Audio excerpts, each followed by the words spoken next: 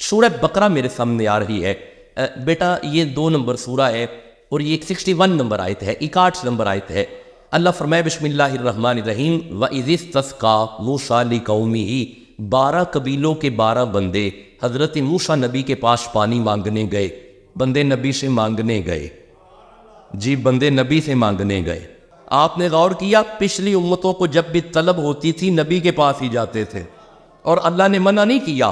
اچھا چلیں ایسے کرتے ہیں، کوئی آیت دکھائے کہ اللہ نے منع کیا ہو کہ نبی سے نہیں مانگنا۔ نہیں، ایسی کوئی آیت نہیں آئی، بلکہ بندوں نے پانی مانگا۔ اللہ نے فرمایا فَقُلْ نَضْرِبْ بِعَصَاكَ الْحَجَرَ، میرا موسیٰ اپنا ڈنڈا پتھر پہ ماریے۔ ادھر نبی نے ڈنڈا مارا فَانْفَجَرَتْ مِنْهُ اثْنَتَا عَشَرَةَ عَيْنًا، نبی کا ڈنڈا لگنے کی دیر ہے، ڈنڈے کے صدقے پانی آیا، ڈنڈے کے طفیل پانی آیا۔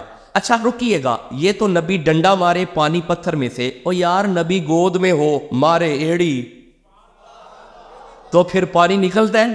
نکلا پانی ایڑی میں سے نہیں پتھر میں سے، پانی ڈنڈے میں سے نہیں پتھر میں سے، اور میرے صاحبوں پتھروں میں سے پانی نکل ہی آتا ہے۔ کمال تو یہ ہے مقام حدیبیہ پہ تیرا اور میرا نبی بیٹھا ہے، صحابہ نے آ کے عرض کی یا رسول اللہ پیاس لگی ہے، ڈنڈا نہیں مارا، ایڑی نہیں ماری، زہرا کے بابا نے ہاتھ دراز کیا، حسین کے نانا کی 5 انگلیوں میں سے پانی جاری ہوا۔ تو پھر میں یہ کہہ لوں کہ ڈنڈا مار کے جو پتھر میں سے پانی نکالے اسے نبی کہتے ہیں، ایڑی مار کے پتھر میں سے جو پانی نکالے اسے بھی نبی کہتے ہیں، جس کی 5 انگلیوں میں سے پانی نکلے اسے خاتم النبیین کہتے ہیں۔